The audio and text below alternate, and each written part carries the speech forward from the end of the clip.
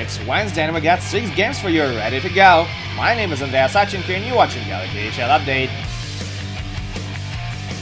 We travel to Vladivostok first where local Admiral take on Dynamo Riga. We go to Fetisov Arena for the action. 15 straight goals in the opening period.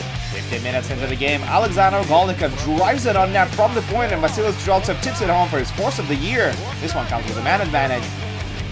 But just a few minutes later, Dynamo get a power play goal of their own. Lauris Darzinch makes a cross-ice pass and Linus Vidal finds the back of the net. Early in the second period, the Sailors get back in the lead. Vasily Streltsov feeds Alexander Chernikov in full stride and Chernikov nets his 1st of the year. Riga get back even again with yet another power play marker. Late in the period, Linus Vidal sets up Matthew Mayona at the point and Mayona sends it home for his 3rd of the year. Dynamo have a chance to win it late in regulation as captain Lauris Darzinch breaks away short-handed, but he hits the post and we're still tied at 2s. In the 9 seconds of regulation, Admiral also have a chance to win it, but Christos Gudlevskis comes up with a flurry of saves to keep it a tie game.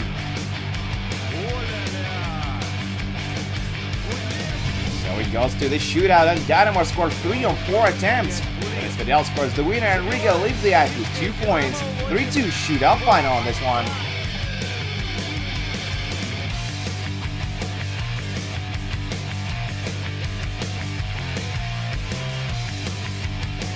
To make our next stop in Khabarovsk, Amur take on Slovan.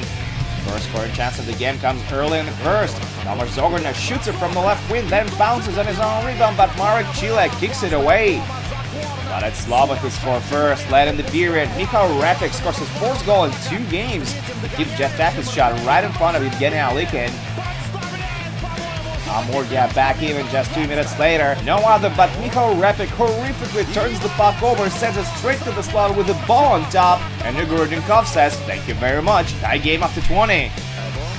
Early in the second period, Amur on a power play. Rudenkov takes a shot, rebound, Bogdan Patekin tries to get it past Marek Chiliak, but the door is shut. They still grab the lead a few minutes later. Another rebound, and this time Chiliak can't stop Amur on the follow-up chance. Alexander Gorshkov nets his 2nd of the year. Late in the period, they almost doubled their lead as Nikita Popugaev tries to bury the rebound, but Chiliak comes out on top again. 8 minutes into the 3rd period, Slovan stuff it past Alikin to tie it up. Mario Lunter gets the goal while Patrick Lampert draws the only assist. This one has a dramatic finish.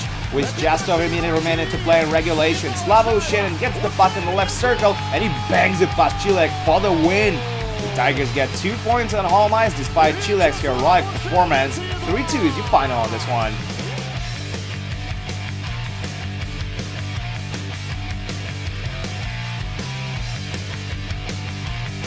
We head over to Shanghai, China now, where Kunlun Red Star challenge Red Army.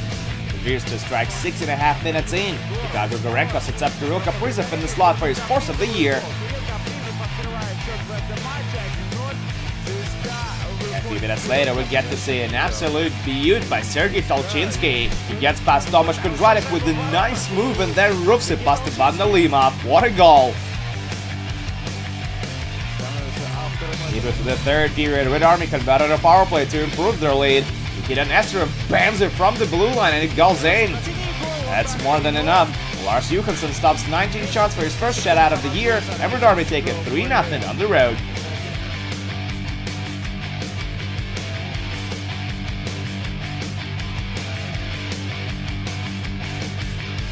We're off to Moscow now, where Spartak play host to Tractor, and it's not really a contest. Just 45 seconds into the game, Anatoly Nikontsov gets in on a partial breakaway and scores his 1st of the year.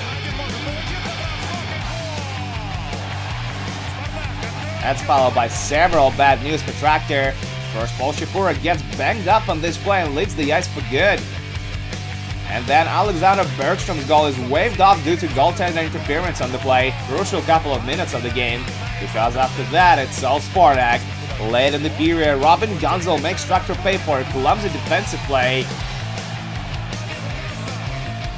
Midway through the 2nd period, Anatoly Nikontsov carries the puck in on an off-man rush and nets his 2nd of the year.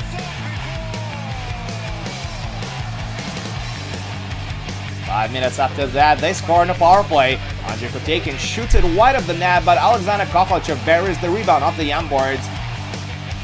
Short after that, Martysz Kartsov speeds Ben Maxwell at the far post, one-timer, and Maxwell is robbed by Alexander Sudnitsyn. What a glove save by Traktor Netminer. Oh, but it's all in vain. With less than a minute remaining to play in the period, Kartsov scores on a power play himself to make it 5-0 Spartak. And just 8 seconds into the third period, another Latvian forward finds the back of the net. Kaspars Gaugainis gets his second of the season, and it's 6-0 Spartak.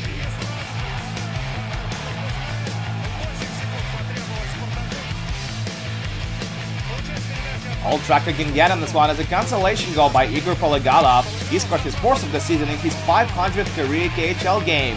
That sweetens the pill a bit, but not much. Spartak still winning by a blowout. 6-1 is the final.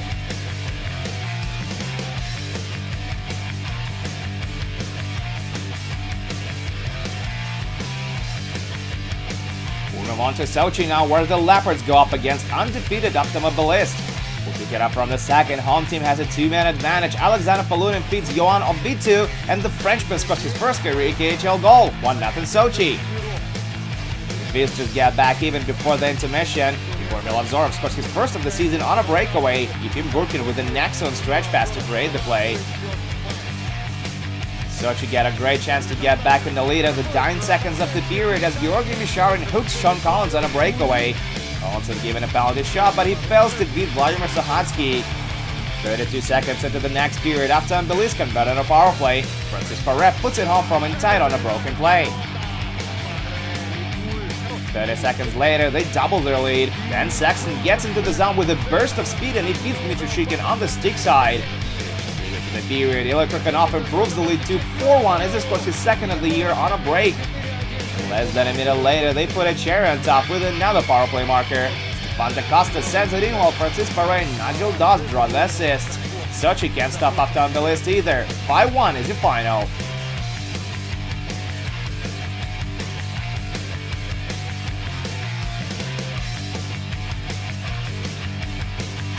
Our final game of the day takes place in Helsinki, Finland. Jokerit lifts him up against Metalurg Magnitogorsk.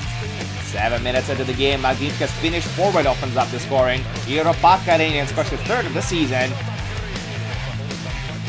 But the Jesters get it back in the very next shift. John Norman bounces on the loose puck in the offensive end and sends it past Vasily Koshichkin.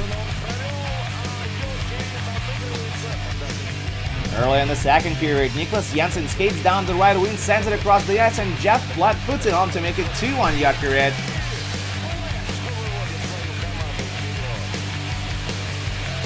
A few minutes later, Platt scores his second of the night and fourth of the year as he skates to the high slot and sends it in with a huge clapper. Less than 2 minutes later, they make it 4-1 as Victor Love scores his first career KHL goal from the high slot as well.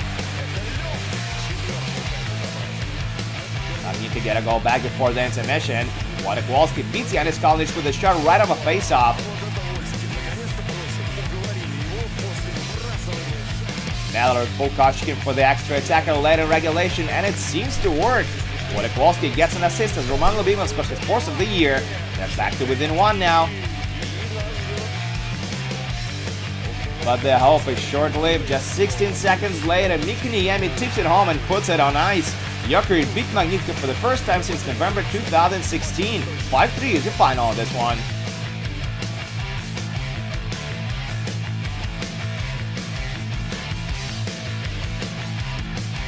And that's it for your KHL update, but do come back tomorrow for 4 more games, including Sibir Avangard and Dynamo Moscow versus SKA St. Petersburg. My name is Andrea Sachenko. Thank you guys so much for watching, and I'll see you again soon.